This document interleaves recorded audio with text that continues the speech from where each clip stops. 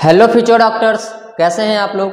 स्वागत है आप सबका हमारे आपके इस प्यारे से YouTube channel brain teacher biology में।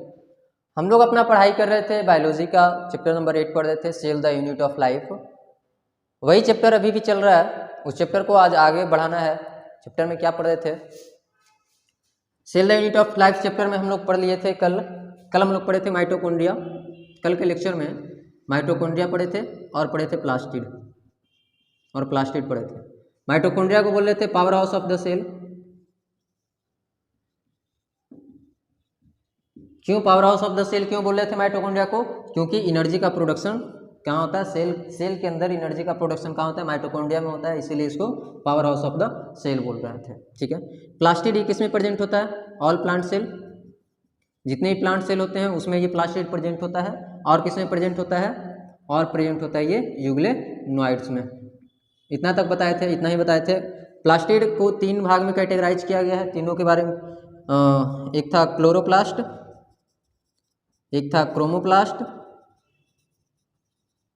और एक और कौन था? एक और था ल्यूकोप्लास्ट। ये 3 कैटेगरी था किसका? प्लास्टिड का, जिसमें से हम लोग क्लोरोप्लास्ट के बारे में फुल डिटेल पढ़े थे। क्लोरोप्लास्ट के अंदर क्या क्या पढ़े थे? क्लोरोप्लास्ट के अंदर बहुत सारे स्ट्रक्चर्स पढ़े थे, जैसे थाइलाक्वाइड था, थाइलाक्वाइड। नहीं समझ में आ रहा है यहाँ पे, कोई समझ में नहीं आएगा, पीछे वाला वीडियो जरूर देखिए। पीछे वाला वीडियो देखिएगा तो ये पूरे अच्छे से समझ में आ जाएगा, उसमें पूरा इन डिटेल पढ़ाया गया है। थाइलाक्वाइड था, ग्रैनम था और क्या था? स्ट्रोमल लैमिले था। ये सब बहुत सारा स्ट्रक्चर उसमें पढ़ाए थे, स्ट्रोमल लैमिले। तो ये सब आज नहीं बता रहे हैं, आज हम लोग स्टार्ट करते हैं। कल एक बात बताए थे पिछले वाले लेक्चर में कि आज हम लोग को पढ़ना है एक थ्योरी जिसका नाम है endo symbiotic theory.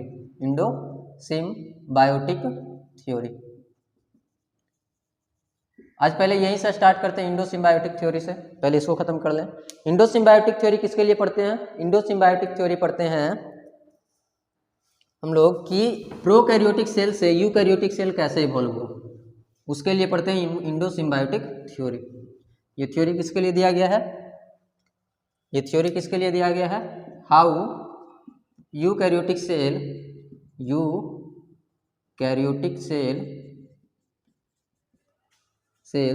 Evolved from prokaryotic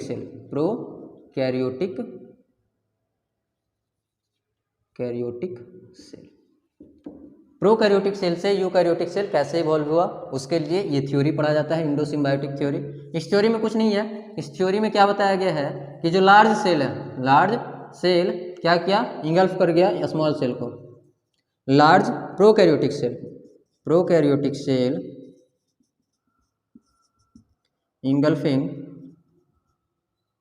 small prokaryotic cell. जैसे देखो, एक बताया ना माइटोकॉन्ड्रिया और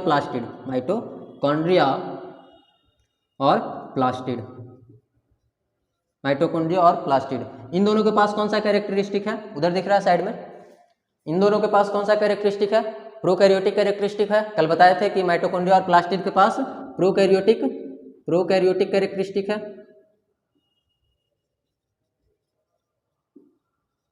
प्रोकैरियोटिक कैरेक्टरिस्टिक है माइटोकॉन्ड्रिया और प्लास्टिड के पास।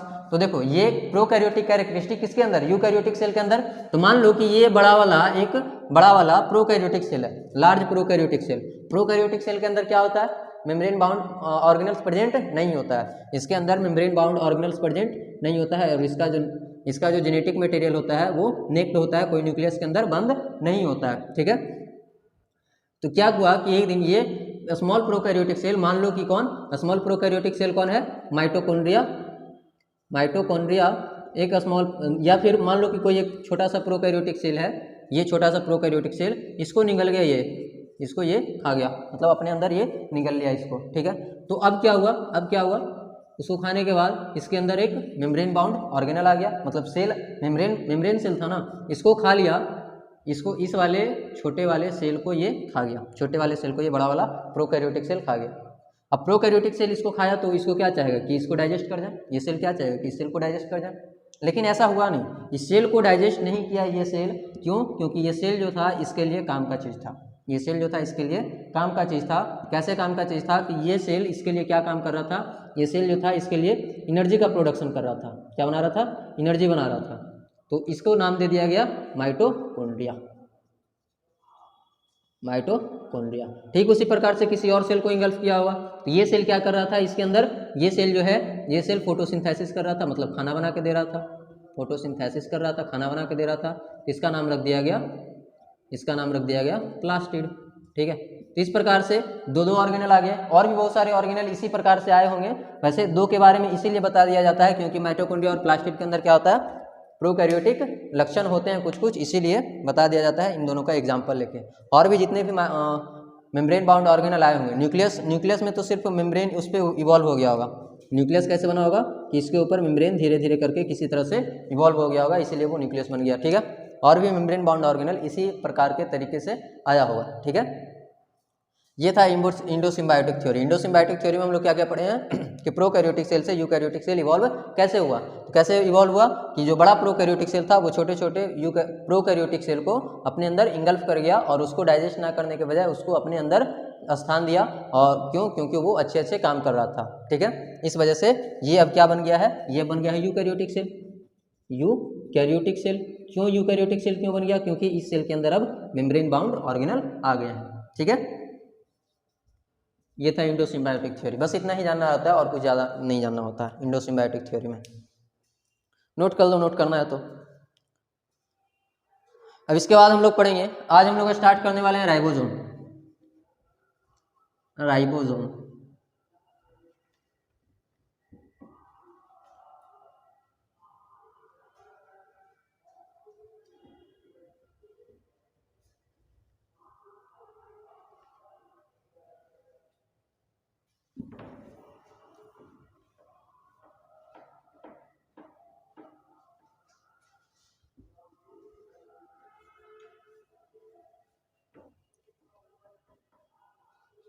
आज हम लोग पढ़ेंगे राइबोसोम। ये मेम्ब्रेन बाउंड ऑर्गेनल नहीं होता है, not membrane bound organelle, not membrane bound organelle. ये याद है, ये नॉट मेम्ब्रेन बाउंड ऑर्गेनल मतलब कि मेम्ब्रेन बाउंड ऑर्गेनल नहीं होता है, मतलब इसके ऊपर कोई भी मेम्ब्रेन नहीं होता है। ये राइबोसोम जो है इसका डिस्कवरी जॉर्ज प्लाडे ने किया था। किन्होंने किया था, जॉर्ज पैलाडे। पैलाडे का मीनिंग, ठीक है, पैलाडे कब किए थे ये, 1953 में। जॉर्ज पैलाडे ने इसका डिस्कवरी किया था 1953 में। इन्होंने देखा था कि ये जो है राइबोसोम जो है ये कैसा ग्रैनुलर स्ट्रक्चर है, ग्रैनुलर स्ट्रक्चर। ग्रैनुलर का मतलब क्या होता है, दाने दाने जैसा, दानेदार। इन्होंने क्या देखा था कि सेल के अंदर कुछ ग्रैनुलर स्ट्रक्चर है जिसको इन्होंने क्या नाम दिया, इसका नाम क्या दिया, राइबोसोम। ठीक है, दाने दाने जैसा स्ट्रक्चर इनको दिखा जॉर्ज पैलाडे को। किससे देखे थे ये, माइक्रोस्कोप से देखे थे, इलेक्ट्रॉन माइक्रोस्कोप से, क्योंकि बहुत छोटा होता है ये, इलेक्ट्रॉन माइक्रोस्कोप का यूज किए थे। इलेक्ट्रॉन माइक्रोस्कोप का यूज करके इन्होंने देखा सेल के अंदर, तो इनको दानेदार जैसा कुछ ग्रैनुलर स्ट्रक्चर दिखाई दिया जिसका नाम क्या दिया इन्होंने, राइबोसोम। ठीक है, ये राइबोसोम जो होता है, राइबोसोम जो होता है ये बना होता है प्रोटीन और आरएनए और प्रोटीन का। ये किसका बना होता है, मेड अप ऑफ आरआरएनए। किसका, आरएनए में कौन सा, आरआरएनए, इसको क्या बोलते हैं, आरआरएनए को ribosomal ribonucleic acid, ribosomal nucleic acid. ठीक है, और किसका, एंड प्रोटीन। तो ये जो राइबोसोम है ये किसका बना होता है, आरआरएनए और प्रोटीन का बना होता है। राइबोसोम आरआरएनए और प्रोटीन का बना होता है। ये राइबोसोम दो तरीके का होता है। ये राइबोसोम कितने तरह का होता है, दो तरह का, और जितने भी राइबोसोम होते हैं उनके दो सब यूनिट होते हैं। राइबोसोम के कितने सब यूनिट होते हैं, दो subunit. Ribosomes have two subunits, एक स्मॉल एक large subunit and small subunit subunit, दो सब यूनिट होते हैं इनके, लार्ज सब यूनिट और स्मॉल सब यूनिट। देखो ऊपर में ये लार्ज सब यूनिट है और ये इसका स्मॉल सब यूनिट, दो सब यूनिट है, ठीक है। दोनों मिला के क्या बना है, ये दोनों राइबोसोम है, राइबोसोम। एक ये लार्ज सब यूनिट है, इसका सब यूनिट, सही तो लिखे थे, लार्ज सब यूनिट, और ये क्या है, स्मॉल सब यूनिट। और हम लोग को पढ़ना है दो तरह का राइबोसोम, एक 70S और एक 80S। नाम पता होगा, पहले बताएं दो तरह का राइबोसोम होता है। राइबोसोम दो तरह का होता है, 80S and 70S, 80S and 70S ribosome. ये राइबोसोम जो है ये सिर्फ और सिर्फ यूकैरियोट में पाया जाता है, ओनली फाउंड इन यूकैरियोट्स, और ये दोनों में पाया जाता है, both in eukaryotes and prokaryotes, ये दोनों में पाया जाता है, यूकैरियोट और प्रोकैरियोट दोनों में पाया जाएगा। 80S जो राइबोसोम है इसका दो सब यूनिट होता है, 80S राइबोसोम का दो सब यूनिट, 80S का दो सब यूनिट कौन कौन सा, एक होता है इसका 60S और एक होता है 40S सब यूनिट। 60S इसका लार्ज सब यूनिट है और 40S इसका स्मॉलर सब यूनिट है, लार्जर और ये स्मॉलर सब यूनिट है। ये 80S का दो सब यूनिट है। उसी प्रकार से 70S का भी दो सब यूनिट होता है, एक होता है 50S और एक होता है 30S। ये इसका लार्जर सब यूनिट है और ये इसका स्मॉलर सब यूनिट है, ठीक है। अगर इसका डायग्राम स्ट्रक्चर बना दो, इसी प्रकार से स्ट्रक्चर बना लो दो सब यूनिट का, यहाँ पे बनाते हैं, इधर 70S पहले 80S का बना लेते हैं, 80S का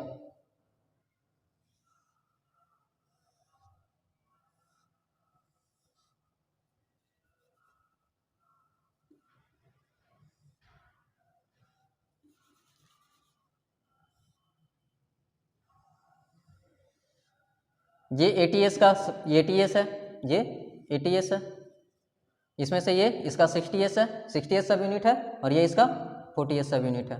अब बोलोगे सर ये दोनों मिला के तो 100 हो जाता है, दोनों मिला के तो 100 हो जाता है, बट यहाँ पे ये दोनों को जोड़ना नहीं होता है, ये दोनों को जोड़ना नहीं होता है, दोनों अलग अलग ही रहता है, दोनों अलग अलग ही रहता है, दोनों सब यूनिट, और दोनों का यहाँ पे डेंसिटी मापा जाता है, यहाँ पे इसको जोड़ के इसका नहीं होता है, ठीक है। यहाँ पे S जो है, अच्छा पहले हम इसका बना दें 70S का, ये 70S है, 70S का दो सब यूनिट 50S और 30S। यहाँ पे S जो है ना, S ये किसके लिए लिया गया है, S जो है इसको स्वेडबर्ग यूनिट बोलते हैं, S को क्या बोलते हैं, स्वेडबर्ग यूनिट, स्वेडबर्ग यूनिट। और ये किसके लिए ये टर्म लिया गया, स्वेडबर्ग यूनिट जो है, ये स्वेडबर्ग यूनिट दिएगा स्टैंड फोर्स, ये किसके लिए स्टैंड होता है, ये किसके लिए लिया गया है, stand for sedimentary coefficient, sedimentary coefficient,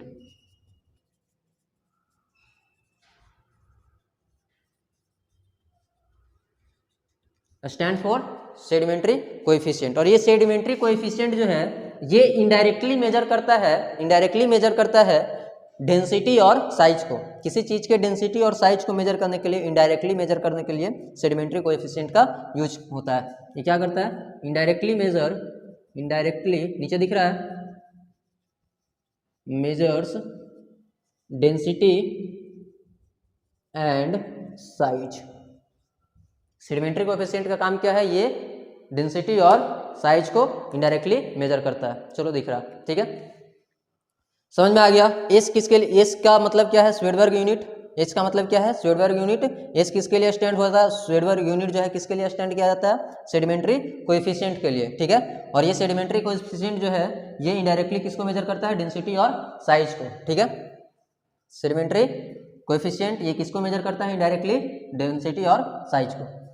जितना ही था राइबोसोम में, राइबोसोम के बारे में इससे ज़्यादा और नहीं पढ़ना है, ठीक है। फिर से एक बार यहाँ से रिवाइज कर दें, राइबोसोम कैसा ऑर्गेनल है, मेम्ब्रेन बाउंड ऑर्गेनल नहीं है, या फिर सिंपल यहाँ पे मेम्ब्रेन लेस ऑर्गेनल बोल दो, नॉट मेम्ब्रेन बाउंड ऑर्गेनल की जगह पे यहाँ पे मेम्ब्रेन लेस ऑर्गेनल बोल दो। यहाँ पे कोई मेम्ब्रेन का कवरिंग नहीं होता है, ठीक है। ये डिस्कवरी किसके द्वारा किया गया था? जॉर्ज प्लाडे के द्वारा। कब? 1953 में। 1953 में ये जॉर्ज प्लाडे के द्वारा डिस्कवर किया गया था। ये कैसा स्ट्रक्चर होता है? ग्रैनुलर स्ट्रक्चर होता है। इसको खोज किसके द्वारा हुआ था? इलेक्ट्रॉन माइक्रोस्कोप के द्वारा इसको देखा गया था। ये किसका बना होता है? आरआरएनए और प्रोटीन का बना होता है। आरआरएनए और प्रोटीन का बना होता है। आरएनए का वैसे 3 टाइप पढ़ना हम लोग को, आरआरएनए, टीआरएनए, एमआरएनए। पहले भी हम बताए हैं आरएनए का 3 टाइप, नहीं बताया तो यहाँ पे लिख लो। आरएनए का कितना टाइप होता है? 3 टाइप। आरआरएनए, टीआरएनए और एमआरएनए। तीनों का फुल फॉर्म। आरआरएनए को बोलते हैं राइबोसोमल आरएनए, टीआरएनए को बोलते हैं ट्रांसफर आरएनए, एमआरएनए को बोलते हैं मैसेंजर आरएनए, ठीक है। तो उसमें से ये आरआरएनए जो है, आरआरएनए ये प्रोटीन के साथ मिलके क्या बनाता है? राइबोसोम बनाता है, राइबोसोम, ठीक है। वैसे आरआरएनए का फुल फॉर्म क्या होगा? Ribonucleic acid, ribonucleic acid. Ribosome साहब 2 सब यूनिट। राइबोसोम के पास कितना सब यूनिट होता है? 2 सब यूनिट, एक लार्ज सब यूनिट और एक स्मॉल सब यूनिट, ठीक है। ये इसका लार्ज सब यूनिट रहा और ये इसका स्मॉल सब यूनिट रहा। दोनों जो सब यूनिट है वो एक दूसरे से हमेशा चिपके हुए नहीं रहते हैं। ये एक दूसरे से चिपके हुए नहीं रहते हैं, ये दोनों थोड़ा अलग अलग रहते हैं, ठीक है, बट रहते हैं एक साथ ही हैं। यहाँ पे राइबोसोम जो है ये 2 तरह का पढ़ना होता है हम लोग को, 80S राइबोसोम और एक 70S राइबोसोम। इसमें भी और भी टाइप का राइबोसोम होता है, 60S राइबोसोम पढ़ना होता है, 28S राइबोसोम पढ़ना होता है, मतलब ये और भी बहुत सारा राइबोसोम होता है। उसको हम लोग पढ़ेंगे 12th क्लास में, ठीक है। बट हम लोग को ऐसे नॉर्मली 2 ही राइबोसोम के बारे में जानना होता है, 80S राइबोसोम और 70S राइबोसोम, ठीक है। 80S राइबोसोम जो होता है ये सिर्फ और सिर्फ यूकैरियोटिक सेल में पाया जाता है। 80S राइबोसोम सिर्फ और सिर्फ यूकैरियोट्स में पाया जाता है, प्रोकैरियोट्स में 80S राइबोसोम नहीं पाया जाता है। और ये 70S राइबोसोम जो है दोनों का दोनों यूकैरियोट और प्रोकैरियोट्स दोनों में पाया जाता है। यूकैरियोट्स में कहाँ पाया जाता है 70S राइबोसोम? यूकैरियोट्स के जो माइटोकॉन्ड्रिया होते हैं उसमें 70S राइबोसोम पाया जाता है। बताए हैं माइटोकॉन्ड्रिया के पास प्रोकैरियोटिक फीचर होता है।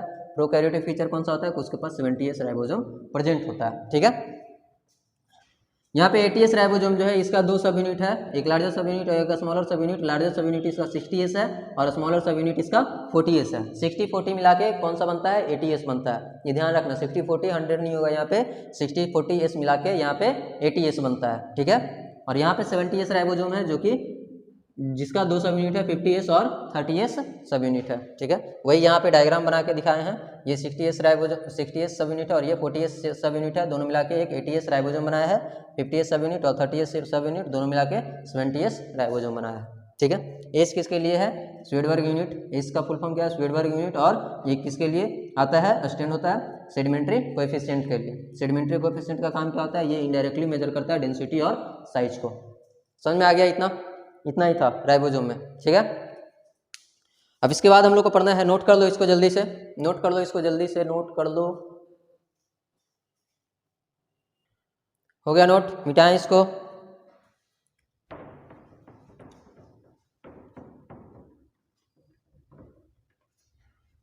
छोटा छोटा चीज जो बताते हैं उसको कॉपी में नोट कर लिया करो। जैसे अभी आरएनए का 3 टाइप बताए थे, उसको कहीं कॉपी के सरकारी जगह में नोट कर दो।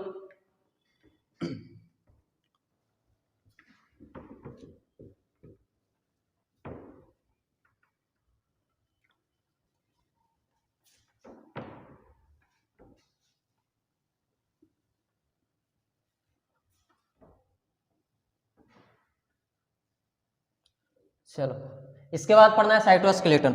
इसके बाद क्या पढ़ना है? साइटोस्केलेटन। मतलब 1-2 लेक्चर में आज तो खत्म नहीं, लेकिन कल या परसों तक ये चैप्टर जो है वो समाप्त हो जाएगा, क्योंकि अब इसके बाद ज़्यादा कुछ नहीं बचा है। इसके बाद क्या क्या बचा है? साइटोस्केलेटन पढ़ेंगे, इसके बाद है फ्लैजिला और सीरिया, फिर न्यूक्लियस पढ़ना है, फिर पढ़ना है सेंट्रोजोम और सेंट्रियोल, और एक पढ़ना है माइक्रोबॉडीज। बस इतना ही, 4 ही बचा है। तो आज इसमें से 2 खत्म हो जाएगा, इसमें से 2 खत्म हो जाएगा, 5 बचा है और 3 बच जाएगा। 3 अगले लेक्चर में समाप्त हो जाएगा, मतलब कल हो सकता है ये जो है चैप्टर खत्म हो जाए, ठीक है। इसके बाद हम लोग स्टार्ट करेंगे बायोमोलिक्यूल्स। इसके बाद का चैप्टर जो बायोमोलिक्यूल्स है, चैप्टर नंबर 9, वही स्टार्ट करने वाले हैं। अभी क्या पढ़ते हैं? अभी हम लोग पढ़ते हैं साइटोस्केलेटन। साइटोस्केलेटन, ये साइटोस्केलेटन जो है कुछ नहीं है, ये प्रोटीन का बना हुआ स्ट्रक्चर है। प्रोटीन का बना हुआ बहुत सारे स्ट्रक्चर जो सेल के अंदर फैला हुआ है। जैसे ये सेल है, ये सेल है, ये सेल का साइटोप्लाज्म होगा, ये सेल का साइटोप्लाज्म होगा, ये न्यूक्लियस है, ठीक है। तो इसमें बहुत सारा इस तरीके से फैला हुआ नेटवर्क जैसा स्ट्रक्चर होता है, बहुत सारा इस तरीके का, इस तरीके का। यही होता है सेल का साइटोस्केलेटन। यही क्या होता है? साइटोस्केलेटन। साइटोस्केलेटन जो है ये प्रोटीन का बना होता है, प्रोटीनिशियस फिलामेंट होता है, proteinaceous filament, filamentous structure, filamentous structure. Proteinaceous filamentous structure कहने का मतलब प्रोटीन का बना हुआ फिलामेंट जैसा स्ट्रक्चर होता है। फिलामेंट क्या क्या होता है? फिलामेंट 100 वाट वाला बल्ब देखे हो, 100 वाट वाला, उसमें फिलामेंट लगता है ना, तार जैसा फिलामेंट लगा हुआ होता है ना, वही फिलामेंटस स्ट्रक्चर है। उसी के तरह इसमें भी बहुत सारा ढेर सारा स्ट्रक्चर पाया जाता है जो कि प्रोटीन का बना होता है, ठीक है। ये साइटोस्केलेटन में होता कौन कौन है? साइटोस्केलेटन में माइक्रोट्यूब्यूल्स है, माइक्रोट्यूब्यूल्स, और माइक्रोट्यूब्यूल्स है, माइक्रोफिलामेंट्स है, माइक्रोफिलामेंट्स है, और है माइक्रोट्यूब्यूल्स, माइक्रोफिलामेंट्स, और है intermediate filaments, intermediate filaments, intermediate filaments. इन्हीं तीनों को मिला के, यही तीनों जो है वो सेल में प्रेजेंट होता है, इन्हीं तीनों को मिला के क्या बोल देते हैं? साइटोस्केलेटन बोल देते हैं। माइक्रोट्यूब्यूल्स, माइक्रोफिलामेंट और इंटरमीडिएट फिलामेंट्स तीनों को मिला के क्या बोल देते हैं? साइटोस्केलेटन बोल देते हैं। इसमें माइक्रोट्यूब्यूल्स का ना एक बहुत बड़ा रोल होता है। माइक्रोट्यूब्यूल्स का क्या रोल होता है? माइक्रोट्यूब्यूल्स सेल डिवीजन के समय पे, माइक्रोट्यूब्यूल जो है ये सेल डिवीजन के समय पे क्या बनाता है? स्पिंडल फाइबर्स बनाता है। ये क्या बनाता है? स्पिंडल फाइबर्स, ठीक है। और इसके बारे में जानना है कि माइक्रोट्यूब्यूल्स जो है ये बना होता है कौन से प्रोटीन का? Made up of tubulin protein, tubulin protein. ये किसका बना होता है? ट्यूबुलिन प्रोटीन का बना होता है। इसके बारे में जानना है, बाकी इन सब के बारे में उतना जानना नहीं है, लेकिन इन तीनों को मिला के क्या बोलते हैं? साइटोस्केलेटन बोल देते हैं। इसका फंक्शन क्या होता है साइटोस्केलेटन का? इसका फंक्शन क्या होता है? साइटोस्केलेटन का काम होता है सेल को प्रोटेक्शन देना, सॉरी सेल को हाँ प्रोटेक्शन देना, क्या समझ लो, सपोर्ट देना, सेल को सपोर्ट देना। Give mechanical support, mechanical support to the cell, cell को मैकेनिकल सपोर्ट देता है, मतलब कि सेल पिचक ना जाए, सेल पिचक ना जाए, इसलिए साइटोस्केलेटन। जैसे हमारा बॉडी क्या है? हमारा बॉडी के अंदर ये जो हड्डी का बना हुआ हमारा ढांचा है उसको क्या बोलते हैं? स्केलेटन बोलते हैं, बॉडी स्केलेटन बोलते हैं। तो उसी प्रकार से सेल के अंदर भी कुछ इसी प्रकार का स्केलेटन होता है जिसको साइटोस्केलेटन बोलते हैं। साइटो का मतलब सेल, साइटो का मतलब सेल, स्केलेटन मतलब ढांचा, वो ढांचा, ठीक है। जैसे हमारा बॉडी का जो स्केलेटन उसको बॉडी स्केलेटन बोलते हैं, उसी प्रकार से सेल में जो स्केलेटन प्रेजेंट होता है उसको साइटोस्केलेटन बोलते हैं। और हमारा बॉडी का जो स्केलेटन है वो क्या करता है? हमारी बॉडी को मैकेनिकल सपोर्ट करके रखता है, मैकेनिकली सपोर्ट देके रखता है, मतलब कि हमारा बॉडी पिचक ना जाए, गिर ना जाए, इधर उधर बिखर ना जाए, उससे बचा के रखता है ये, ठीक है। उसी प्रकार से साइटोस्केलेटन जो है सेल के अंदर जो स्केलेटन है वो भी सेल को क्या कर देता है? मैकेनिकल सपोर्ट देता है। एक और चीज़ दिया है कि मोटिलिटी भी प्रोवाइड करता है, सेल के अंदर या सेल के लिए मोटिलिटी प्रोवाइड करता है। और किस में हेल्प करता है? एक और इसका काम था, और हेल्प करता है ये सेल के शेप को मेंटेन रखने में, maintenance of the shape of cell, cell के शेप को मेंटेन रखने में ये हेल्पफुल होता है, of shape of the cell, cell के शेप को मेंटेन करके रखता है। बस साइटोस्केलेटन में इतना ही पढ़ना था। साइटोस्केलेटन में कौन कौन है? माइक्रोट्यूब्यूल है, माइक्रोफिलामेंट है, इंटरमीडिएट फिलामेंट्स है। ये बने किसके होते हैं? प्रोटीन के बने होते हैं। इसका स्ट्रक्चर कैसा होता है? फिलामेंटस स्ट्रक्चर होता है। बने किसके होते हैं? प्रोटीन के बने होते हैं। उसमें से ये माइक्रोट्यूब्यूल जो है ये कौन से प्रोटीन का बना होता है? ट्यूबुलिन प्रोटीन का बना होता है, जो सेल डिवीजन के समय पर ये माइक्रोट्यूब्यूल्स क्या बनाते हैं? स्पिंडल फाइबर्स बनाते हैं, या फिर बोल दो स्पिंडल फाइबर जो होते हैं वो माइक्रोट्यूब्यूल्स ही होते हैं, ठीक है। इसका फंक्शन क्या होता है? ये सेल को मैकेनिकल सपोर्ट देता है, मतलब सेल पिचक ना जाए, सेल फट ना जाए, मतलब कि सेल किसी तरह से डैमेज ना हो जाए, उससे बचाता है ये। उसके बाद मोटिलिटी प्रोवाइड करता है सेल को, उसके बाद सेल का जो शेप है उसको मेंटेन करके रखता है, ठीक है। अब इसके बाद पढ़ना है हम लोग को सीलिया और फ्लैजिला। ये खत्म हुआ, साइटोस्केलेटन जो है वो खत्म हुआ। इसके बाद हम लोग को पढ़ना है सीलिया और फ्लैजिला। नोट कीजिए जल्दी से, हो गया मिटाएं इसको।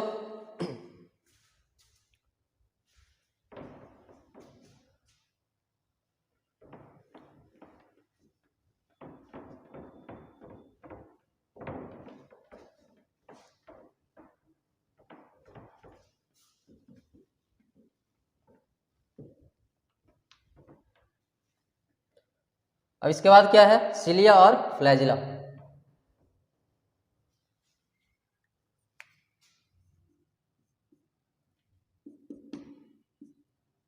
सिलिया में एक ही एल होता है, सिलिया एंड फ्लैजिला, ठीक है। ये सिलिया और फ्लैजिला जो है ये हेयर लाइक स्ट्रक्चर होता है। जैसे ये मान लो कि एक सेल बनाए हम, ये छोटा सा एक सेल बनाए, तो सेल के बाहर कुछ इस तरीके का हेयर लाइक स्ट्रक्चर प्रेजेंट होता है, कुछ इस तरीके का हेयर जैसा स्ट्रक्चर प्रेजेंट होता है। कुछ लंबे होते हैं, कुछ छोटे छोटे होते हैं, ठीक है। तो जो लंबा है ये फ्लैजिला है, लंबा है ये फ्लैजिला है, और ये छोटा जो है ये सिलिया है, ठीक है। और ये सेल के बाहर आउटग्रोथ होता है किसका, प्लाज्मा मेम्ब्रेन का। ये कौन है, प्लाज्मा मेम्ब्रेन, प्लाज्मा मेम्ब्रेन। इसलिए क्या लिखेंगे कि ये आउटग्रोथ है, hair like outgrowth of plasma membrane, hair like outgrowth of plasma membrane. Plasma membrane का ये आउटग्रोथ होता है, बाहर की तरफ ग्रोथ होता है, जो कि हेयर लाइक होता है, बाल के जैसा होता है, उसी को बोल देते हैं सिलिया और फ्लैजिला। अगर ज़्यादा लंबा हुआ तो फ्लैजिला है, छोटा हुआ तो वो सिलिया है, ठीक है।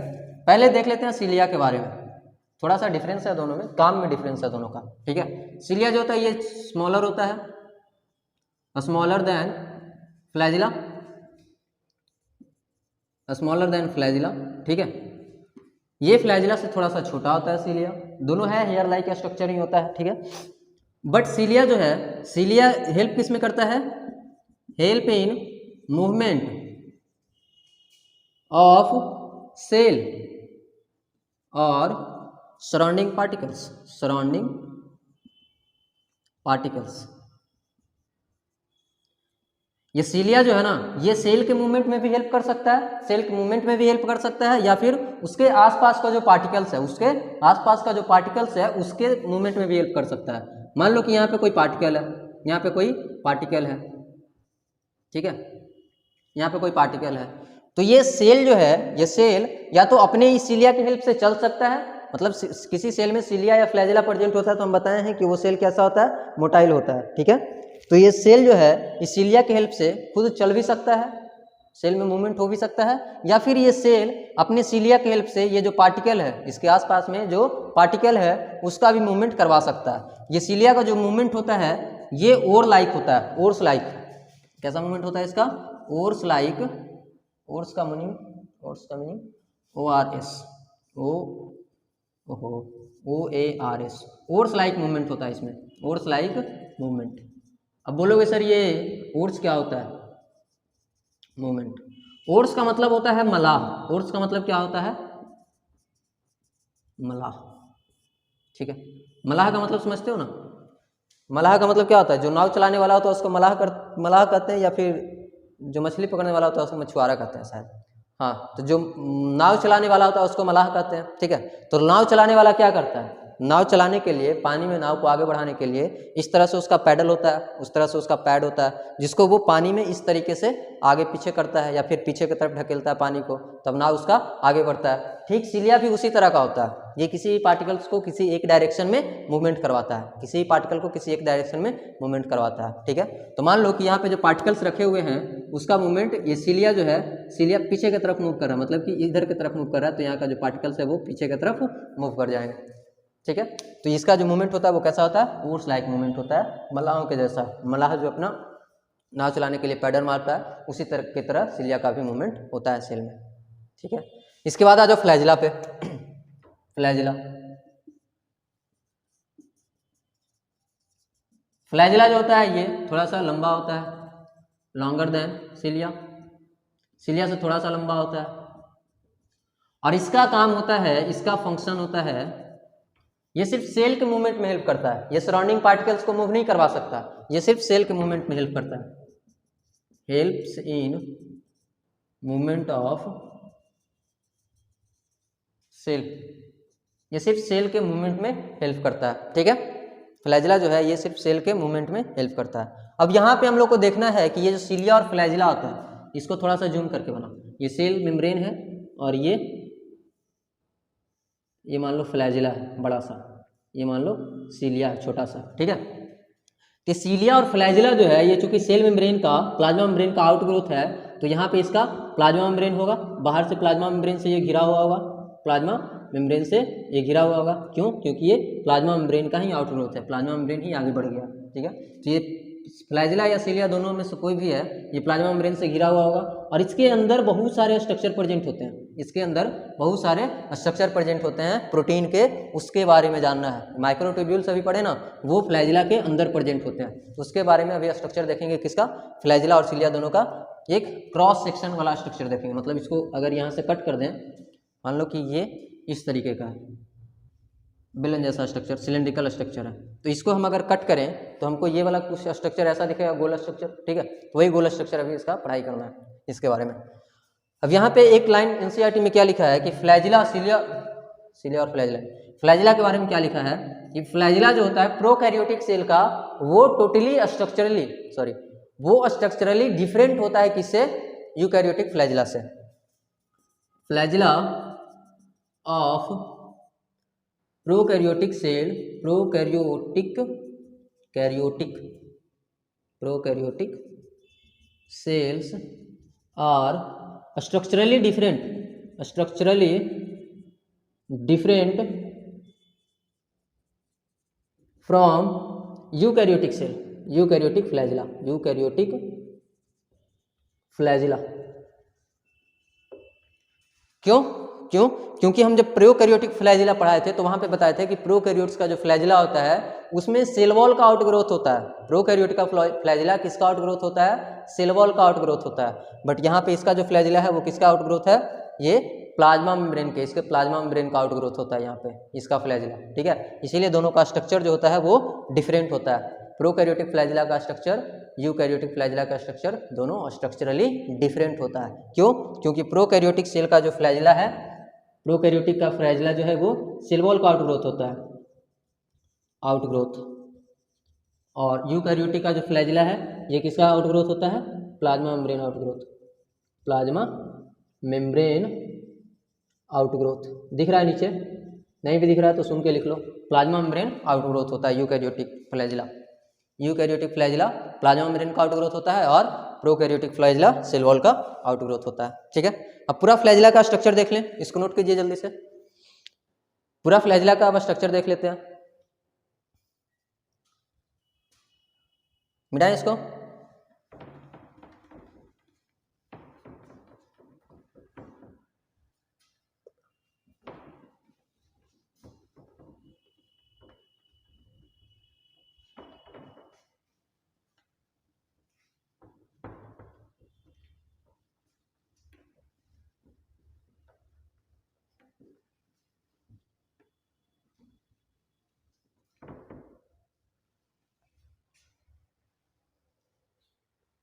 अब देखना है स्ट्रक्चर ऑफ इंटरनल स्ट्रक्चर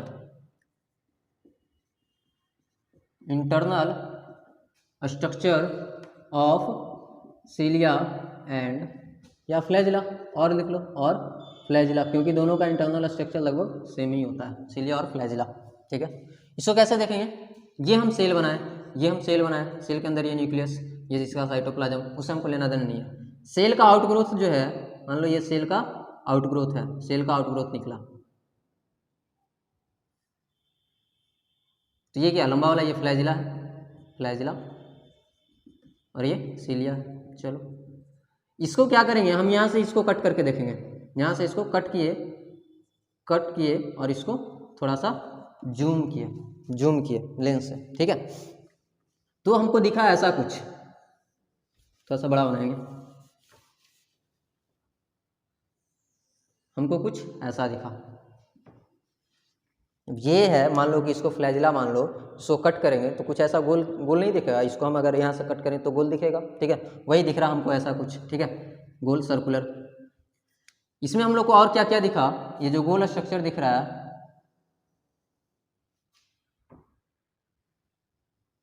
इसके अंदर दिखा हम लोग को कि बहुत सारा माइक्रोट्यूब्यूल्स भरे पड़े हैं। इसके अंदर, ये गोल स्ट्रक्चर के अंदर बहुत सारा माइक्रोट्यूब्यूल्स भरे पड़े हैं। कुछ माइक्रोट्यूब्यूल्स साइड में था, कुछ माइक्रोट्यूब्यूल्स साइड में था, कुछ माइक्रोट्यूब्यूल्स इसके सेंटर में था।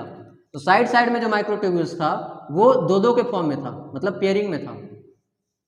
ये दो दो के फॉर्म में था, इस तरह से पेयरिंग में था।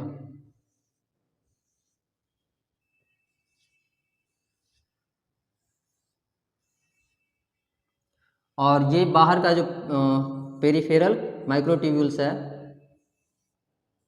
कितना हुआ, 1 2 3 4 5 6 7 8, 8 ही हुआ, एक और बनाना पड़ेगा। 9 पेयर होता है। कितना पेयर होता है, 9। यहाँ पे एडजस्ट करते हैं। हो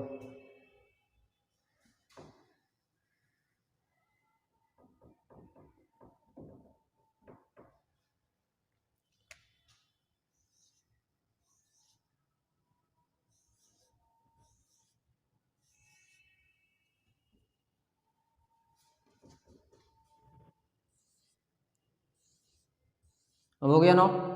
ये जो माइक्रोट्यूब्यूल्स है ये पेयरिंग में है, जिसको हम लोग डबलेट बोलते हैं। क्या बोलते हैं इसको, डबलेट, 9 डबलेट। और ये इसको क्या बोलते हैं, peripheral microtubules, peripheral microtubules. Peripheral microtubules क्यों, क्योंकि ये सारा का सारा माइक्रोट्यूब्यूल्स है, और चूंकि ये सेल के पेरीफेरी में प्रेजेंट है, सेल के पेरीफेरी में प्रेजेंट है, मतलब पेरीफेरी कहने का मतलब साइड साइड में प्रेजेंट है, इसीलिए इसको क्या बोल देते हैं, पेरिफेरल माइक्रोट्यूब्यूल्स बोल देते हैं इसको, पेरिफेरल माइक्रोट्यूब्यूल्स बोल देते हैं इसको। ठीक है, क्यों, क्योंकि ये सेल के पेरीफेरी में प्रेजेंट है, साइड साइड में प्रेजेंट है। ठीक है, और माइक्रोट्यूब्यूल्स, 2 माइक्रोट्यूब्यूल्स जो है वो सेंटर में प्रेजेंट होते हैं, 2 माइक्रोट्यूब्यूल्स इसके सेंटर में प्रेजेंट होते हैं, और दोनों एक दूसरे से कनेक्टेड होते हैं। इसके साइड में इसको कवर करने के लिए 2 इस तरीके का प्रोटीनिशियस स्ट्रक्चर होता है, 2 इस तरीके का प्रोटीनिशियस स्ट्रक्चर होता है। हर एक माइक्रोट्यूब्यूल्स जो है वो इस प्रोटीनिशियस स्ट्रक्चर से कनेक्टेड होता है। हर एक डबलेट इस प्रोटीनिशियस स्ट्रक्चर से कनेक्टेड होता है, हर डबलेट। देखो हर डबलेट कनेक्टेड है इस प्रोटीनिशियस स्ट्रक्चर से।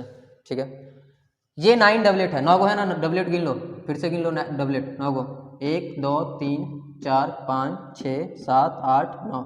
ये डबलेट क्यों बोल रहे हैं, क्योंकि 2 के फॉर्म में है, 1 2 माइक्रोट्यूब्यूल्स है। यहाँ पे ये एक क्या है, एक ये माइक्रोट्यूब्यूल्स है, माइक्रोट्यूब्यूल्स। और चूंकि यहाँ पे एक साथ में 2 माइक्रोट्यूब्यूल्स है, इसीलिए इसको क्या बोल दे रहे हैं, डबलेट बोल दे रहे हैं। और ये चूंकि माइक्रोट्यूब्यूल जो है ये किनारी में है, पेरीफेरी पे है, इसीलिए इसको क्या बोल देते हैं, पेरिफेरल माइक्रोट्यूब्यूल्स बोल देते हैं। इसको क्या बोल देते हैं, पेरिफेरल माइक्रोट्यूब्यूल्स। क्यों, क्योंकि ये पेरीफेरी में है, साइड साइड में, किनारे में। ठीक है, अब ये माइक्रोट्यूब्यूल्स जिस लाइन के द्वारा या जिस स्ट्रक्चर के द्वारा जुड़ा हुआ है, इसको बोलते हैं हम लोग रेडियल स्पोक। इसको क्या बोलते हैं, रेडियल स्पोक। रेडियल स्पोक किसको बोल रहे हैं, जिसके थ्रू पेरिफेरल माइक्रोट्यूब्यूल्स या डबलेट किससे जुड़ा हुआ है, प्रोटीनिशियस स्ट्रक्चर से। इस प्रोटीनिशियस स्ट्रक्चर जो कवर कर रहा है सेंट्रल माइक्रोट्यूब्यूल्स को, इसको बोलते हैं सेंट्रल शीथ। इसको क्या बोलते हैं, सेंट्रल शीथ। इसको क्या बोलते हैं, सेंट्रल शीथ। और ये क्या है, ये सेंट्रल माइक्रोट्यूब्यूल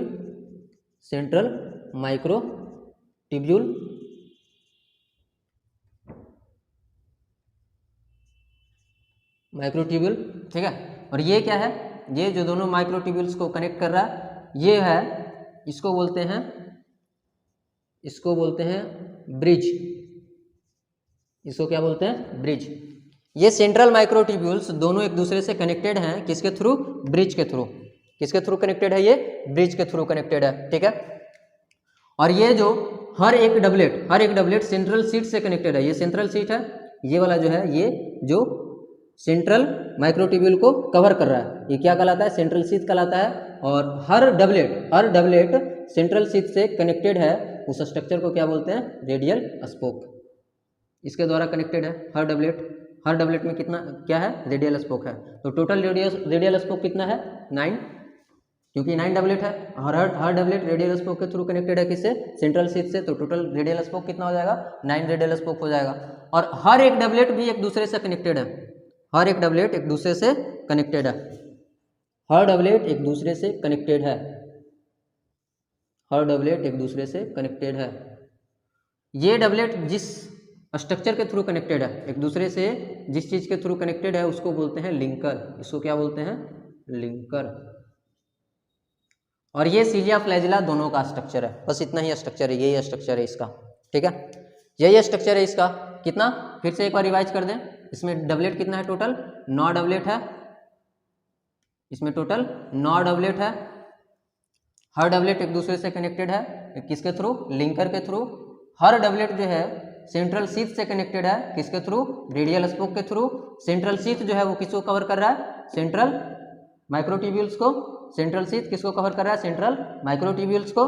सेंट्रल माइक्रोट्यूब्यूल्स जो है 2 है, दोनों कनेक्टेड है किसके थ्रू, ब्रिज के थ्रू। बस इतना ही था और कुछ नहीं। यही है पूरा का पूरा सीलिया और फ्लैजिला का इंटरनल स्ट्रक्चर, ठीक है। इसके बाद एनसीईआरटी में 2 लाइन लिखा है, क्या लिखा है, वो लिखा है कि सीलिया और फ्लैजिला जो है, सीलिया और फ्लैजिला उसका बेसल बॉडी, सीलिया और फ्लैजिला का क्या होता है, बेसल बॉडी होता है। मतलब मान लो कि ये हम फ्लैजिला बनाएं तो इसका फ्लैजिला का 3 पार्ट होता है। एक फ्लैजिला जहाँ से जुड़ा होता है उसको बेसल बॉडी बोलते हैं, बेसल बॉडी। और फ्लैजिला जहाँ से मुड़ा हुआ होता है, यहाँ से फ्लैजिला से एक थोड़ा सा रीजन में इसको बोलते हैं इसका हुक, इसका क्या बोलते हैं, हुक। और इधर क्या होता है इसका फिलामेंट, इसका इधर फिलामेंट होता है, ठीक है।